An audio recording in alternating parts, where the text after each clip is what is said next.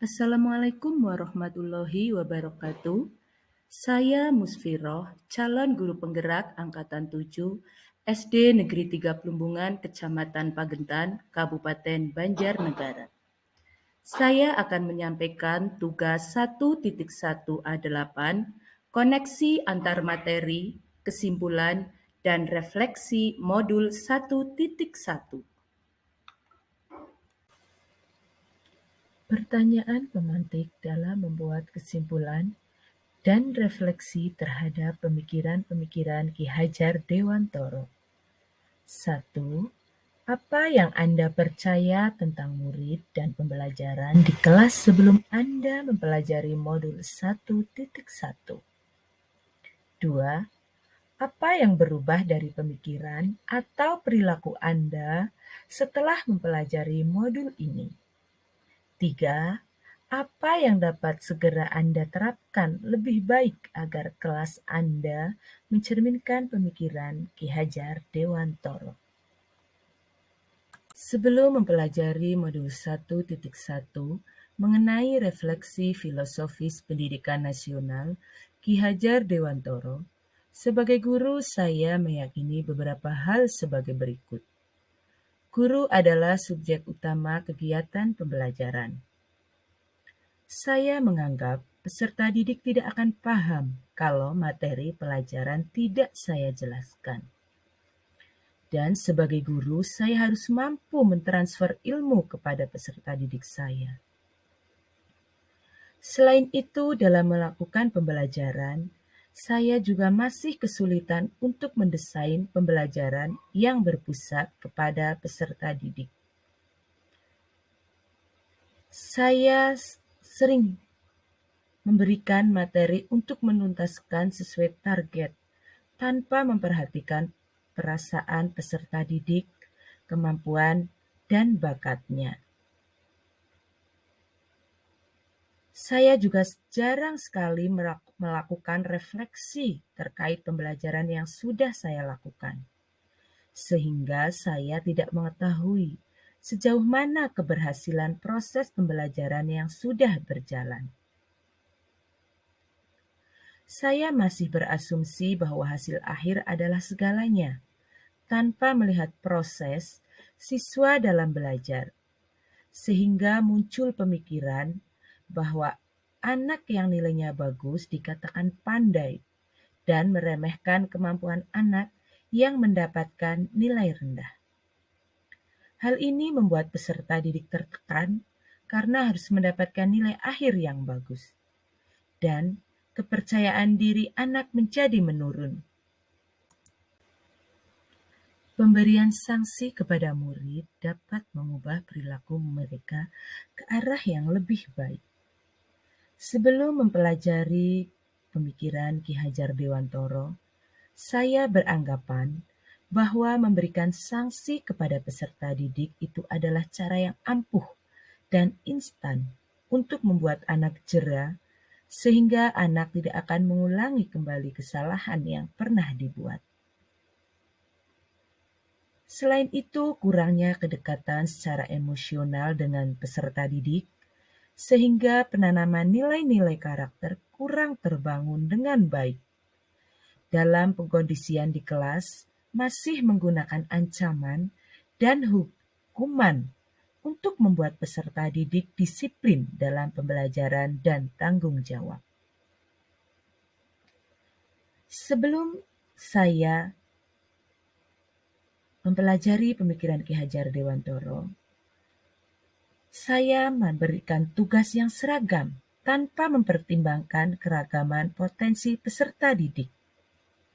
Saya belum menyadari bahwa sejatinya anak itu unik dan mempunyai karakteristik masing-masing. Dan setiap anak pasti mempunyai kelebihan, kekurangan, serta mempunyai bakat masing-masing. Setelah mempelajari pemikiran Ki Hajar Dewantoro, bahwa dasar pendidikan harus berlandaskan pendidikan kodrat alam dan kodrat zaman, pendidikan yang memerdekakan, dan pendidikan yang menuntun.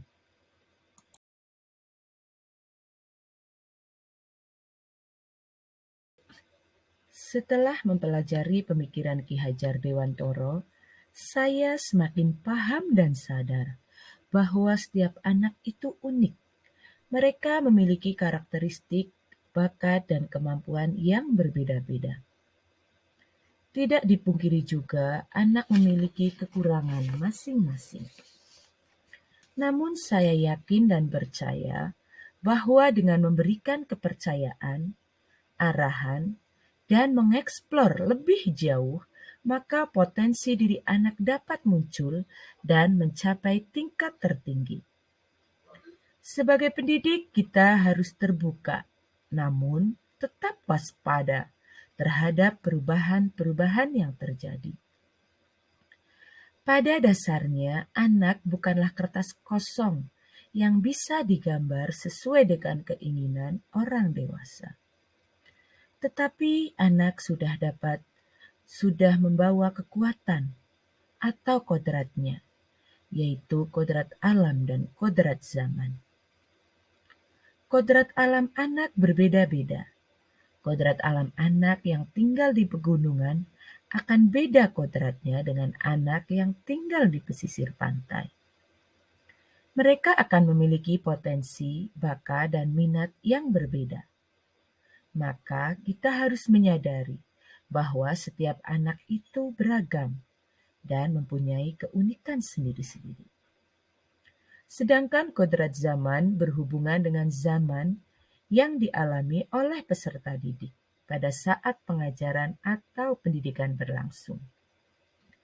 Untuk pendidikan saat ini, para pendidik harus menekankan pada kemampuan anak untuk memiliki keterampilan abad ke-21.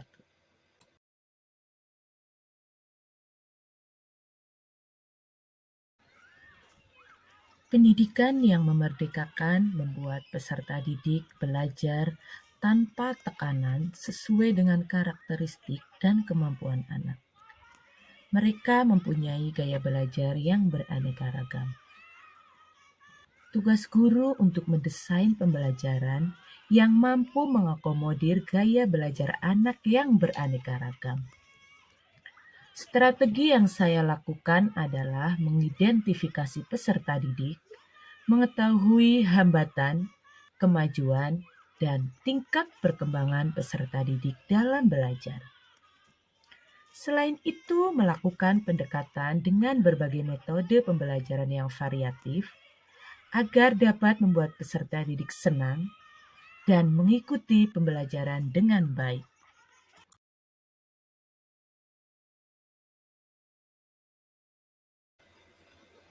Saya menyadari bahwa sebagai pendidik tidak bisa memaksakan kita untuk diikuti oleh anak. Memberikan berbagai materi kepada peserta didik tanpa memperhatikan kemampuan dan bakat peserta didik dapat membuatnya tertekan dalam belajar. Guru harus mampu menuntun anak sesuai bakat, minat, dan kemampuannya. Oleh sebab itu, saya berusaha untuk menciptakan suasana belajar yang menyenangkan, apalagi pada tingkat sekolah dasar. Memang masanya untuk anak-anak untuk bermain dan mengembangkan potensi yang ada pada dirinya. Guru adalah role model yang akan selalu dilihat dan ditiru oleh peserta didik, baik dari perkataan sampai pada perbuatan. Untuk itu, saya harus menjadi teladan yang baik bagi peserta didik dalam penanaman budi pekerti, serta menjadi pendidik ing ngarsa sungtulodo, ing madya mangunkarso, dan tutwuri handayani. Yang akan saya terapkan lebih baik agar kelas saya mencerminkan pemikiran Ki Hajar Dewantoro, yaitu saya akan mengubah mindset saya akan menciptakan kelas yang menyenangkan, dan saya akan membuat pembelajaran yang berpusat kepada anak, dan saya akan menanamkan budi pekerti kepada peserta didik saya. Saya harus mengubah mindset saya yang tadinya berpikir bahwa anak itu adalah selembar kertas kosong yang tidak atau belum tahu apa-apa. Saya harus meyakinkan diri saya bahwa setiap anak lahir sudah lengkap dengan potensinya masing-masing. Meskipun masih terlihat samar, saya harus peka, membaca, dan mengenali setiap potensi anak yang saya didik agar pengajaran dan pendidikan yang saya berikan nantinya, baik metode maupun bahan ajar, bisa betul-betul menggali potensi anak yang seoptimal mungkin. Yang kedua, saya mencoba menciptakan suasana kelas yang menyenangkan. Hal ini sejalan dengan kodrat anak yang senang bermain. Kita harus mengkolaborasikan asiknya permainan ke dalam kegiatan pembelajaran. Saya harus mengupayakan pembelajaran yang berpusat pada anak, memberikan ruang, kesempatan, dan fasilitas seluas-luasnya agar anak mampu berpartisipasi aktif dalam kegiatan pembelajaran.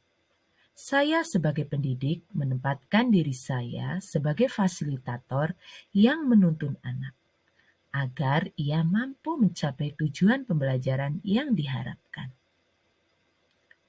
Di akhir pembelajaran, penting bagi saya untuk memberikan penguatan terhadap materi-materi konseptual agar anak tidak mengalami miskonsepsi. Selain itu, memberi pembelajaran yang berpusat pada anak, saya berharap bisa meningkatkan keterampilan abad 21 mereka.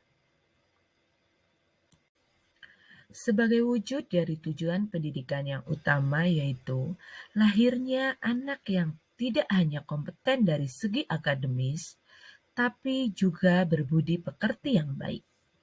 Saya sebagai guru, selain memberikan nasihat, harus bisa juga memberikan teladan yang baik.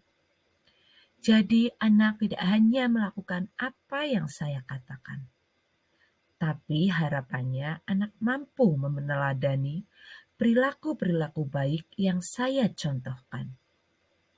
Selain sebagai upaya motivasi anak agar berbudi pekerti baik, ini juga bisa jadi tantangan untuk saya bagaimana caranya agar saya bisa konsisten memberikan keteladanan yang baik. Guru sebagai sosok yang digugu dan ditiru. Sebagai kesimpulan pada kesempatan kali ini, yaitu dasar pendidikan menurut pemikiran Ki Hajar Dewantoro yaitu pendidikan yang berpihak pada anak, pendidikan yang menuntun segala kodrat yang ada pada anak agar dapat memberikan keselamatan dan kebahagiaan. Maka guru harus menciptakan pendidikan yang kolaboratif, reflektif, kreatif, dan inovatif, di mana guru dan siswa berkolaborasi bersama, menggali, mengembangkan potensi peserta didik, mengakomodasi karakteristik masing-masing peserta didik agar tercipta peserta didik yang humanis. Sekian dan terima kasih. Apabila ada salah kata, saya mohon maaf yang sebesar-besarnya. Assalamualaikum warahmatullahi wabarakatuh.